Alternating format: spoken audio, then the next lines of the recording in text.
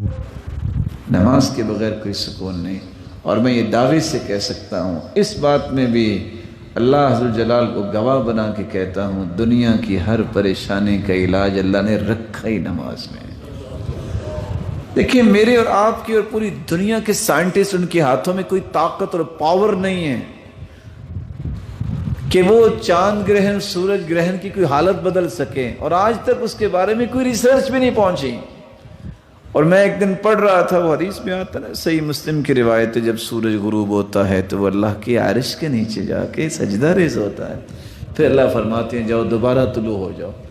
تو نیوٹن صاحب کہنے لگے کہ نہیں، 7ویں آسمان پہ تو نہیں جا سکتا سورج، 4تھے آسمان پہ جا سکتا ہے. فیسا غور صاحب کہنے لگے کہ نہیں، 3رے آسمان تک جا سکتا ہے. میں سوچ رہا تھا بھی وہاں تمہارا ابا لے کے جاتا، تمہیں کیا پتہ آسمان کیا ہے؟ جس کا رب پہ ایمان ہی نہیں ہے اس کو کیا پتہ ہے؟ حدیث کہتی ہے زمین و آسمان کا خلا 500 سال کا ہے. کتنا فاصلہ؟ 500 سال کا. اور آسمان کی تھکنس جو ہے، حدیث منال کہتی ہے، وہ تھکنس بھی اس کی جو ہے وہ 500 سال ہے اس کا سفر. انسان کی عقل وہاں تک سفر ہی نہیں کر سکتی ہے. اسی طرح 7 آسمان اور 7 آسمانوں کے اوپر سمندر ہے، اور اللہ ذو الجلال کا پھر عرش ہے. ان کو کیا پتا کہ آسمان کیا ہے؟ تو رسول اللہ صلی اللہ علیہ وآلہ وسلم نے جو بات سمجھائی ہے وہ سمجھنے والی یہ ہے، اس نماز کو کب اختیار کیا ہے؟ جب بھی سورج اور چاند گرہن ہو تو حکم کیا ہے؟ فَافْزَعُوا إِلَى الصَّلَاةِ، فوراً نماز کے لیے کھڑے ہو جاؤ. ساتھ ہی سورج بھی صاف ہو جاتا ہے، چاند بھی صاف ہو جاتا ہے. اگر آسمانی آفتوں کو دور کرنے کا علاج نماز ہے تو زمینی معمولی آفتوں کا علاج نماز میں نہیں ہے؟ میری اور آپ کی ہر پریشانی کا علاج اتنا ہی دور ہے جتنا میرا اور آپ کا ماتھا اور پیشانی زمین سے دور ہے. آپ میں سے کون ہے جس نے کبھی سفر کیا ہے؟ ویسے دعا میری یہ ہے کہ اللہ آپ سب کو اپنے گھر لے جائے. کون کون کبھی جہاز پہ بیٹھا ہے؟ ذرا ہاتھ کھڑا کر. آپ تو سارے ڈر رہے ہیں، میں آپ کو کچھ نہیں کہوں گا.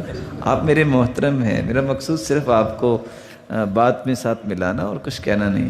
آپ نے دیکھا جو ہی لینڈ کرتا ہے جہاز تو ابھی دروازہ نہیں کھلا ہوتا، تو 1 سے 10 لوگ جو ہیں وہ آ کے کوئی ٹارچ سے اس کا جو نا وہ ٹائر چیک کر رہا ہے، کوئی کچھ چیک کر رہا ہے. وہ آئے، وہ کیا کرتے ہیں؟ ان کو کیا پرابلم ہے؟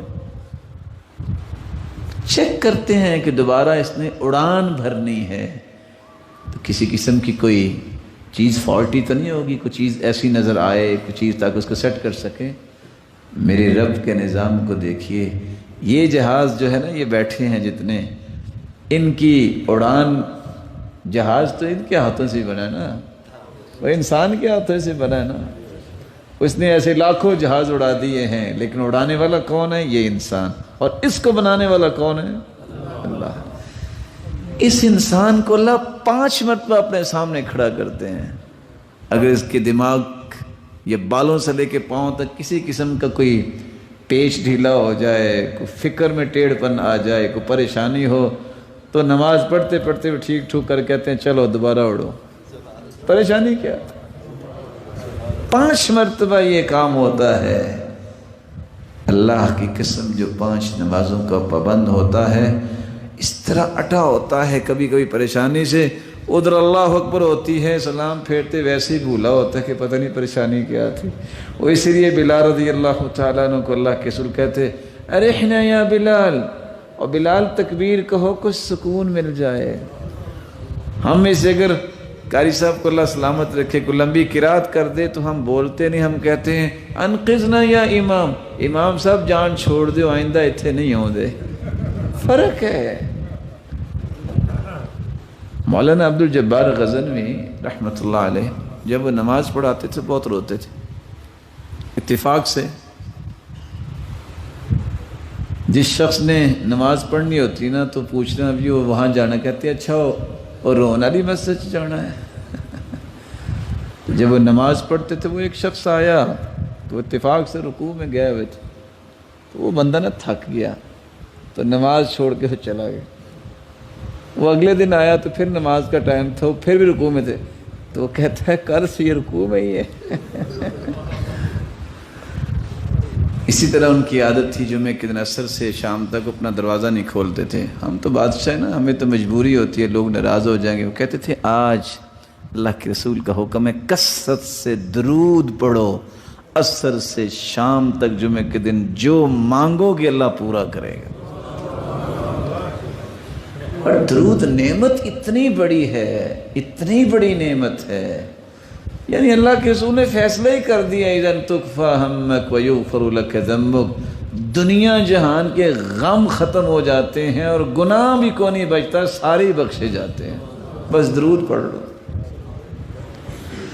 تو بعد میں یہ کر رہا تھا کہ نماز، کتابیں یہ کہتی ہیں جو بندہ نماز نہیں پڑھتا، کہتا ہے ضرورت بھی نہیں ہے، معاند ہے، یہ بندہ اگر فوت ہو جائے لا یغسل، اس کو غسل کی ضرورت نہیں ہے، لا یکفن، اس کو کفنانے کی ضرورت نہیں ہے، ولا یصلی علیہ، اس کی نماز جنازہ نہیں پڑھی جائے گی، ولا یدعا لہ بالمغفرہ، اس کی بخشش کی دعا نہیں کی جائے گی، ولا یدفن فی مقابر المسلمین، مسلمانوں کی قبرستان میں سے دفنایا نہیں جائے گا، ولا یرث المسلم الکافر ولا الکافر المسلم، صحیح بخاری میں بھی روایت آئی ہے کہ اگر ایسا بے نماز چلا گیا ہے تو اس کا بیٹا اس کا وارث نہیں بن سکتا۔ اس لیے میری آپ سے ایک گزارش ہے، 24 گھنٹے ایک دن کے ہوتے ہیں، کتنے؟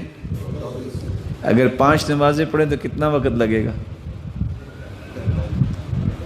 اور یہ تو آپ جیسے نیک لوگوں کی دل لگا کے نماز گھنٹہ کہہ دی نا، آدھے گھنٹے میں لوگ فارغ ہو جاتے ہیں، آپ گھنٹے کی بات کر رہے ہیں۔ 23 گھنٹے میں اپنے لیے خرچ کروں اور اپنے رب کے لیے میں 1 گھنٹہ بھی نہ نکالوں؟ جس نے مجھے پیدا کیا، جس نے مجھے ساری نعمتیں دی، کتنا کو وقت لگتا ہے؟ اور ہے بھی میرے لیے، اللہ کو محتاجی کوئی نہیں ہے۔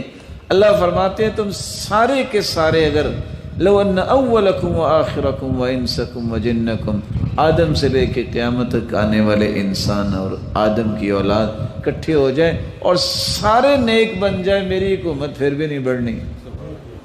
سارے تم افجر ہو جاؤ، فاجر ہو جاؤ، میری بادشاہی میں کوئی نقص نہیں آنا۔ نماز میں اپنے لیے پڑھتا ہوں، میرے رب کو کوئی محتاجی نہیں ہے، تو میں اپنے لیے پڑھتا ہوں۔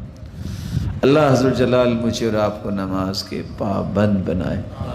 وہ اتفاق سے اللہ کے رسول دیکھ رہے تھے تو ایک غلام نماز پڑھ رہا تھا، نماز بڑی خوبصورت پڑھی، سلام پھر کہتے ادھر آؤ، آج سے تم آزاد ہو۔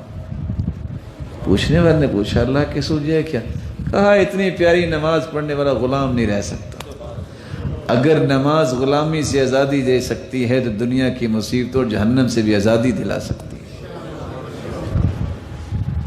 من صلى لله 40 يوما في جماعة يدرك التكبيرة الأولى كتبت له براءة من النار وبراءة من النفاق۔ 40 دن جو باجماعت تکبیر اولیٰ کے ساتھ نماز پڑھ لیتا ہے، 2 انعام ملتے ہیں، ایک وہ منافق نہیں ہوتا اور دوسرا جہنم سے آزاد کر دیا جائے گا۔ اللہ مجھے اور آپ کو توفیق سے